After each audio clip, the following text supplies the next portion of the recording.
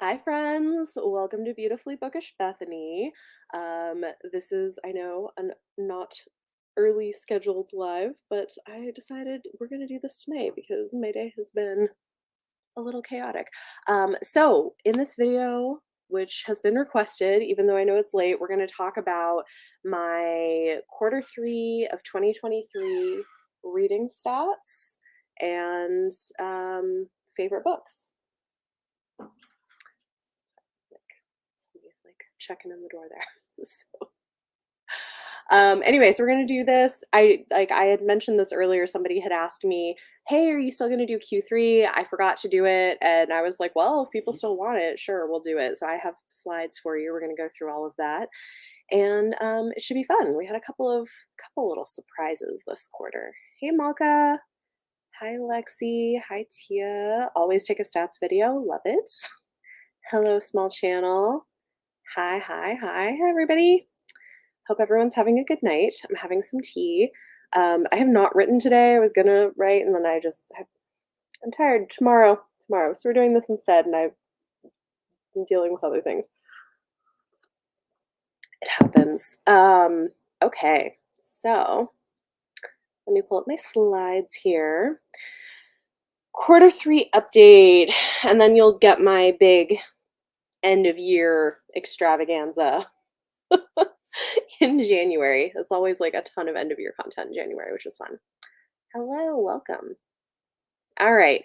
Oh, before I get started, because I've been told I should remember to remind people, for those, some of you know this, some of you don't, but as a reminder, if anybody is interested, there is a link below for a trip that I'm hosting next year in May to the UK. If you're interested, go check it out. For the trip to happen, I still need like 7 more people to sign up by mid-January. There's been a lot going on in the world, so I haven't really like been talking about it, but I've been nudged by my person in who I've been contacts me there to be like, hey, like remind people this is a thing. So it is, if it happens, going to be very exciting. You can find details pinned on my Instagram in terms of like plans for that. There you go, and the link to check everything else out is in the video description. All right. Hi, Beth. Tia's iced green with orange and honey still in the 70s in Texas. Oh my gosh. Wow. I have like hot chamomile with honey and lemon because I feel like everybody's getting colds in my family and I am trying not to. Hey, welcome. All right, let's dive into this. Hello. All right. We're going to start with stats and then we'll talk about my favorites of the quarter. So, overview. In quarter three, so this is July, August, and September, I read 124 books. The shortest one was 20 pages, and the longest one was 672 pages. The average book length was 305, which I think is kind of typical. Hey, Emily. Total pages read was 37,526 for an average page count of 401 pages per day. I know that August was pushing those numbers up a lot from the amazing readathon, so I read way more than usual that month. But this is where we ended up. In terms of genres, no big surprises here. Most read genre for the quarter was fantasy at about 34%. Romance was second at 23.5%. Those are usually my 2 most read genres. So not, again, this is not surprising. Um, about 18% sci-fi, almost 10% horror, and then 14.5% was made up of a variety of other genres. I mean, those are my 4 most read genres. So this definitely tracks. If you watch my channel at all. Age groups, 75.5% was for adult audiences. This again kind of tracks with what my reading has been like for the last couple of years. Then I read 20% YA and just 4% middle grade. So we're reading predominantly for adults, but some YA and children's literature as well. Hello, hello. Hi, Jessica. Hey, Renee. Welcome. All right. In terms of format, you're seeing like it's taken up a big chunk. Audio is my most read format. Almost 67% audio in quarter 3, which is even a little bit higher than usual, but like it has been 50% or more for the last while. Like that has become a really big part of how I read, and it's been incredibly helpful just because I can multitask with audiobooks depending on the format. So that's been great. Then yeah, it's just kind of a mix in here. Uncorrected proof is 10%, but that's a mix of ebooks and physical arcs. So kind of a variety among the rest, but it's a lot of audio. Looking at publishers, I continue to read a lot of indie and small press. Those are all kind of together in there, but almost 19% of the books that I read in quarter 3 were either self-published or from small press, smaller indie presses, which I'm pretty happy with. I like that that makes up a significant portion of my reading. I think that there's some value there. Then I would say my next biggest contributor is Macmillan at 16.3%.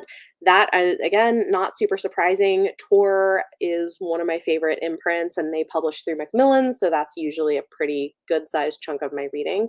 And then Penguin Random House at 15.5%. For some reason, I have like a little bit that was specifically Penguin Teen, which it shouldn't be on here. That should just be on imprints. But then we have like, HarperCollins at 12%, and then lots of other ones. All right. Book acquisition. Where are my books coming from? Interestingly, the number one place I got my books in quarter 3 was from NetGalley. That is because a lot of the books that I read are for review. So 22% of the books that I read in quarter 3 I got from NetGalley. And then 21% were from Audible. So that is definitely my second largest. But Libro.fm is not that far behind. 16.3% of my reading in quarter 3 was from Libra FM. They have become, slowly an increasingly large part of my audiobook listening, and I do really like them. I like them as the fact that some of their proceeds are going to support indie bookstores. So I do try to buy from Libra when I can, and I do their monthly membership program as well. So I am a fan. I also always have links down below to check them out. And I'm very excited because they asked me to be part of their like holiday promotion thing. And I was like, yes. So stay tuned. That'll be like a short video coming, which I think will be really fun. All right. In terms of works of translation, keep in mind that this pie is just based on 9 books. So in Q3, I read 9 books that were translated from other languages. 55.6% of those were translated from Japanese. Probably most of that was manga. And then 22.2% was Polish. That is probably all of the Witcher books that I've been reading. And then we have a little bit from Arabic and a little bit from French. So not too bad. For review.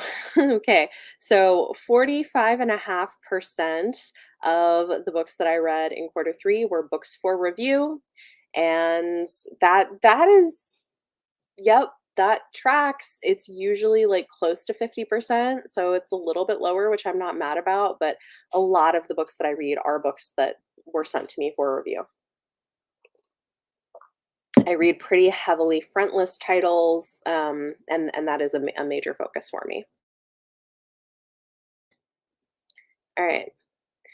Looking at publication year, the earliest published work I read in quarter 3 was Patience and Sarah. This was for the classic lesbian romance book club that I've been doing with some friends. We've been like going on different people's channels every 2 months to read those, and that's been really fun.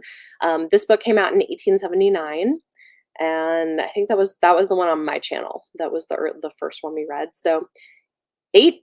That is wrong. 1879. That is 1979. Oh my goodness. Apologies. That digit is wrong. It is not 1879. It's 1979. That would be some like really early, really early. lesbian romance. Oh my god. Whoops. Okay. Anyway, 1979 was the the earliest. Overall, 7% were books published before the year 2000. 24% were between 2000 and 2020. 9% were 2021, 10% were 2022, 48% were 2023. Like I said, I'm reading a lot of front list and current stuff because so much is for review. And then 0.8% was 2024. I read one 2024 release in that period of time. Okay, so looking at my star ratings, this is fairly typical for me, maybe slightly on the low side, but not really. I mean, this is pretty typical. My most giving rating, my most given rating is 30. With at 37 is 4 stars. That is typically the thing I give out the most. I give out very few 1 stars. I mean, it has to be like I hate it, burn it with fire. So there was only one of them, or just something that pisses me off enough that I give it a 1 star. There was only one during that 3 month period. And then we had 5 books that got 6 stars, which is what I give to a favorite of the year. And we're going to talk about those. So my average rating for quarter 3 was a 3.9, which is great. That tells me I'm enjoying the majority of what I'm picking up. I've been doing a pretty good job of picking books for myself. Cool.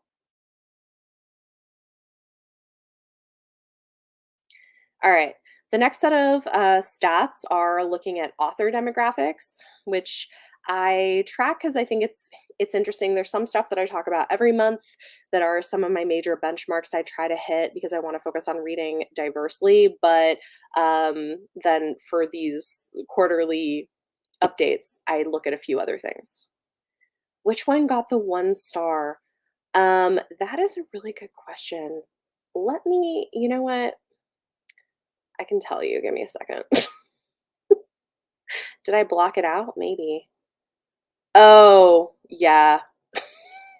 Okay. So the book that got 1 star was The Cask by Freeman Wills Crofts, which was a Blades and Bodice Rippers book club pick. I mean, was it really 1 star? I think part of the problem is I was just so annoyed at it for very specific reasons that by the end I was just like, oh, 1 star. I mean, like maybe it probably deserves more than 1 star, but it was one where I was just irritated. So, you know, look at one. Thank you, Renee. It was 1 star. Renee agrees. Renee is harder on books than I am, though. Surprised with as much as I read, I don't have more 1 stars.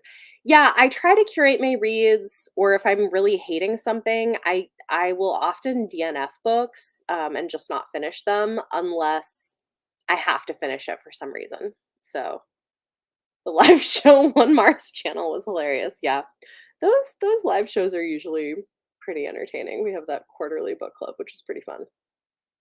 Um, I'm curious, like, oh, because I also had 1.5 star. That one was Fractal Noise by Christopher Paolini. Oh man, that was also not a great book.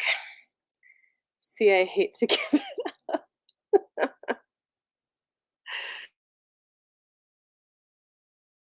All right. Country of origin. I don't do great with this, but I do look at it so that I can try to challenge myself to do better. So, about 70% of the books that I read were from authors originating in the United States. And in terms of like how I do this based on where somebody was born. I think I like for a few years I wasn't sure and I kind of went back and forth, but like now this is based on like where were they born, not where they live now. So 70% United States, about 9% UK, and then we have kind of a mix of things. So I do try to get in authors who are from non-Western countries, but it's not a huge chunk of my reading. So let's see. Um, it is. You're right. The cask is definitely. You know what? I don't know what happened to my spreadsheet, Beth, but clearly something went wrong. Because yes, the cask is definitely older. Uh, Sorry, my something's up with my dates. I don't know what went wrong. I'll have to go back and fix that. If you DNF'd more, your average might be higher. It probably would. DNFing is helpful. Yeah, what happened with those dates? Like, why was everything so weird? Okay, hold on. I'm gonna, because of course I have my spreadsheet. So like, let me go sort by release year and see what on earth is going on. People ask me sometimes how I do my stats, and I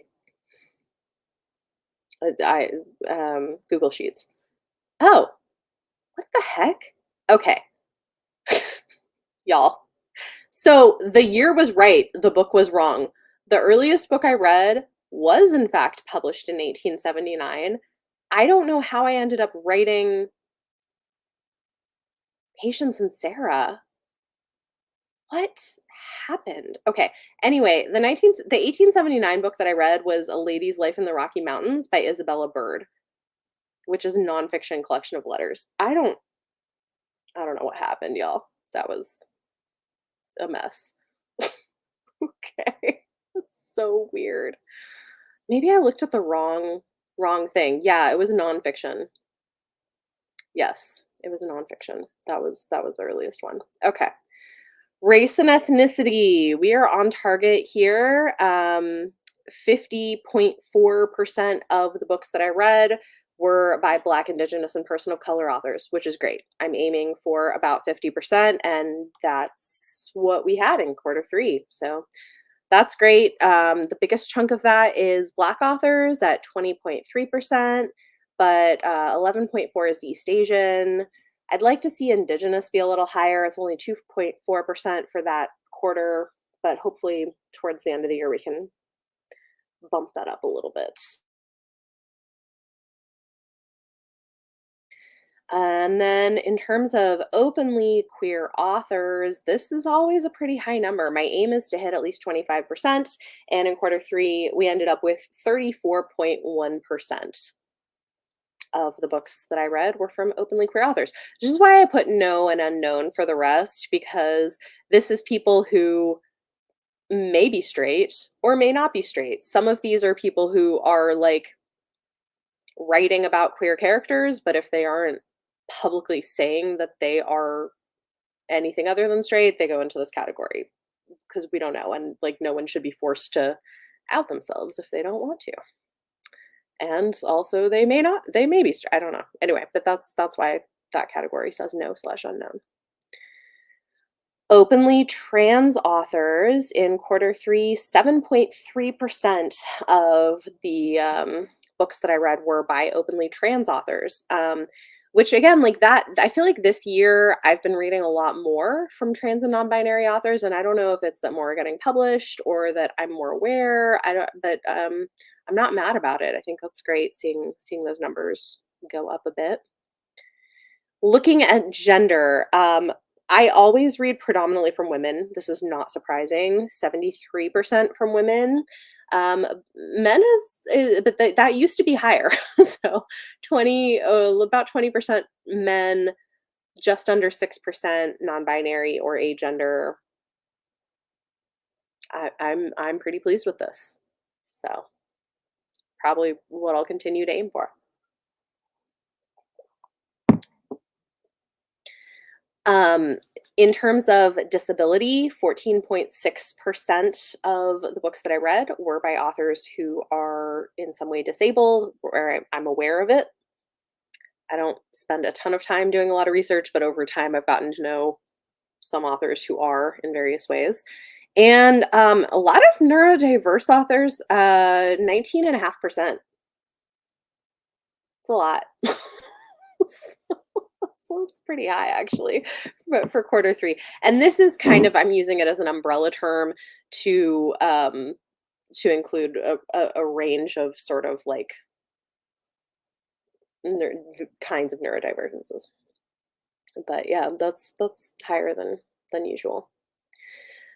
I am reading a lot of authors that are new to me. So I'm still picking up not just authors who I've tried before. 42% of the books that I read in quarter three were from authors I had never read before. How do I find out if an author has a disability or is neurodivergent? Um, I follow some authors on social media. Some of them talk about it in the introductions to their books. Some of them post about it, and I kind of know. I don't spend a ton of time digging. I think I just like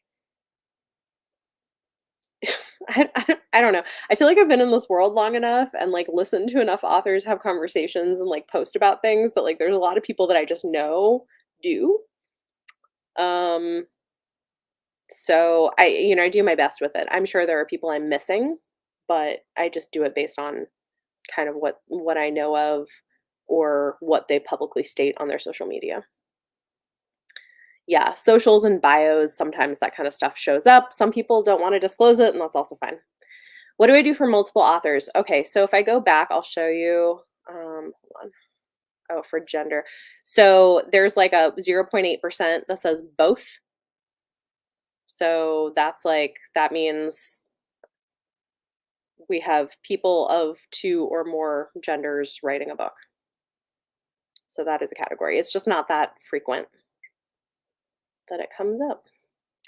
All right. Oh, I guess that is the end of my stats. So don't usually follow authors. Yeah, that's the thing. I mean, I think it's just because I follow a lot of authors. Yeah, it was a tiny pie. It would be easy to miss. I didn't point it out. So it's not a bad question. Okay. Next, we're going to move on to my favorite books of quarter three. And the first two slides are going to be my honorable mentions of books that were 5 stars, but like right on the edge that I really liked and were like standouts. And then I'll move into the books for each month that I gave 6 stars, which is officially a favorite of the year. Okay, you read a lot of collections. I do occasionally, but I don't read that many, so it's less of an issue. Would I do a video recommending disabled and neurodivergent authors? Yeah. I mean, that's definitely something we could do at some point. I have at some point. Um, I have done some of this kind of stuff in the past. I'm trying to remember. I know I did. Where was it? Let me see if I can find it. Because I think I did. Yeah. Okay. This was in 2021. I'm gonna drop this in the chat. But in 2021, I made um a video about books, authors, and creators who are disabled or neurodiverse. So I have done that. I mean, if people want another one, I could probably make another one, but yeah, there you go. I will also put it in for people watching this on replay. I will go ahead and put this in the video description as well. Um, books, author. Sorry, give me 1 second.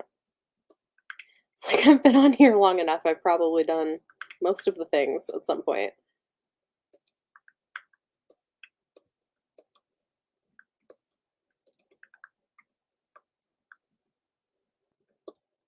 Okay, cool. So for anyone watching on replay, it is now also available in the video description. Hey Rachel, how you doing? All right, moving on. Honorable mentions. All right, this is first of 2 slides. Cushiel's Dart by Jacqueline Carey. I finally read this. I did a reading vlog with it, and I really enjoyed it.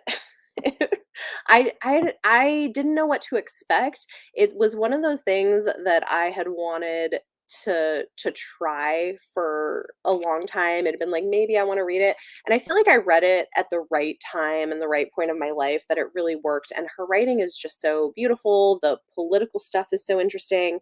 I won't like rehash what I said, but I read this and then I read Cassiel's Servant, which is the newer book that's basically a retelling of Kushiel's Dart, but from a different character's perspective. That I didn't like as much. I get into that in the vlog. Um, but yeah, this was really good, and I can see why it's had so much staying power. And I want to continue on in the series. Yeah. Yay, hi. Yeah, it's really interesting, Margaret. I mean, it's like, look into it a little bit before you read it because it does have some, content warning, intense stuff in it that may not work for everybody, but I really, really liked it. Yeah, and good sex worker rep. Yeah, I think the way, and Rachel, I think you would also really like it because it's dealing with like religion too in an interesting way and kind of like turning this purity culture stuff on its head. I really liked it. It was very good. I would read it again, and I do want to continue in the series. Hello, welcome. I also really loved Curves for Days by Laura Mower. This is a contemporary romance that has really great fat rep in it, and also just one of the sweetest, most genuinely romantic books that I've read. With two characters falling for each other who both have like major growth arcs that they're going through. It's so good. Really was a fan. I love that you're now sold on Cashil's Dart. Yeah, you should read it. I do think you would like it. Not a fan of writing the same book from a different perspective. I think it has to be done really carefully, and I think Cassiel's Servant would have worked better if it was an anthology of like a novella of his backstory and then a couple of short stories, but as a full-length novel, I don't really think it worked. Yes, love to see the body wrap so prominent on the cover. It's a great cover. It's a really, really lovely book. Um, yeah, I for sure recommend this one. Okay, here are my two other honorable mentions. We have Mammoths at the Gates by Nevo. This is a novella in the Singing Hills cycle, and I love the entire series, but I think this might be my favorite so far. It's just so good. These are little fantasy novellas, and this one follows Claire Chi going back to the Singing Hills Abbey for the first time in many years. And so this is a book that is partly about grief and also about the experience of returning to sort of your childhood home when you're different and you don't fit the same way anymore because things have changed. And it's short, it's a novella, it's not very long, but it's just, it's so good. And I love her writing, but I think this is a really excellent novella, and the whole series is great. So that's definitely an honorable mention. And then my final one that was kind of right on the edge of that 5 6 stars was The Center by Aisha Manazir Siddiqui. And this is one that I gave to Mara for our TBR swap, and I'm so interested to see how she does with it because I loved it. This is kind of literary horror, and it's about translation and identity. And I think what's interesting about this is dealing with a lot of the same themes as Babel by R.F. Kuang, but in my opinion is a better book. I know a lot of people really love Babel. I liked Babel okay, but I thought that this was just really amazing in terms of more nuanced character work, and also it's horror. So it's like really creepy and has like quite an interesting ending. Also, this has some like dark sapphic stuff going on. So if that's a thing you like, it's not like it's it's subtle, but it's definitely there. Anyway, I loved it. It was great. Yes. You're welcome. You should read this one too. It's really good. Yeah, the covers for this are really fantastic. They're beautiful. I agree. All right. Moving on to the actual books that were favorites of the year. So in July, two books got 6 stars for me. Oh, yes. Let's do a TBR swap. I would love that. Rachel, let's talk. I'm down. Absolutely. Next year, like early next year. Cool. Okay. Role Playing by Kathy Yardley. I loved this so much. This is a romance with older characters. So, like 40s, and I think he's like almost 50. She has an adult child who's going off to college. She's divorced. And this is actually also a queer romance, which I think not a lot of people are necessarily talking about. What's really great is that he is bi and demisexual and is like figuring it out. And I really, really love this. So it's also, I think, just really funny because they sort of like meet virtually because she joins a like an online role playing video game like thing, and they have this funny banter going on because like she knows that she's connecting with a group of guys at the local community college, and so she assumes that they're all like 20. um and so she's like, yeah, I'm like this old woman, and meanwhile he's like a few years older than her and just assumes that she's like his grandma, but like no. And so when they meet, it's like it's great. Yeah, anyway, absolutely love this, it's fantastic. Yes. Yes. Oh, yeah, you're reading it for your book club. I hope you guys enjoy it. It's so fun. Yeah, older main characters and demi rep and a guy really like, coming to terms with his like biness. He does have kind of some homophobic family members, so that is messy, but yeah, this was so good. And it's also got some stuff about having a biracial identity. So Kathy Yardley is Asian and white mixed, and so she talks in some of her books, including in this book, about like what that experience is like, feeling like you don't necessarily fit in either place, and so her main female character has that identity as well. Yeah. And then They're Vicious Games by Joelle Wellington. This is so good. Yeah, throw out your TBR. Why do you need a TBR? Just let me tell you what to read, Margaret. It's fine. Oh my gosh. Okay, so this book is so good. It goes so hard. So this is like Squid Game meets The Bachelor. It's YA, it's satire, and it like goes some places. It's freaking fantastic. This is one that when I first read it, I gave it 5 stars, and then it just stuck with me so long I had to bump it up. I was like, listen, I'm still thinking about this book that I read in July. It's clearly a favorite of the year. It's so good. Um, you can't be giving my TBR this one. I'm so sorry, Renee. I know it's Nano month. Yeah, Their Vicious Games, I think, is it's very good. You know what? Oh, that's true, I do. Sorry. Sorry, Margaret. Hello. Um, yeah, no, but this is really, really fantastic. The main character is a Black teen girl who I don't want to like give too much away about it, but she goes to kind of an elite school because her parents are teachers there, but because of some things ends up losing getting her spot at Yale taken away from her, and she wants to do whatever she can to get it back, even enter this dangerous this game thing with all these fancy ladies. It's like really yeah. Anyway, Squid Games meets The Bachelor. It goes hard. It's a lot of fun, and it's satire, so like it's great. I loved it. A bit. You're a bit. It's okay. Can always go back and watch what you missed. Do you like fancy ladies? Yeah. I mean, fancy, like, elite but vicious.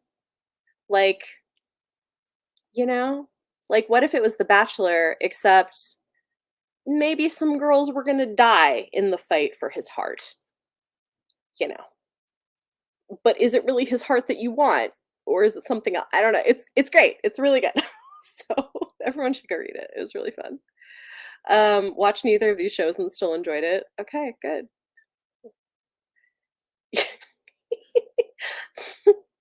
You won't like these fancy ladies. I mean, like is a strong word. You may enjoy some of them.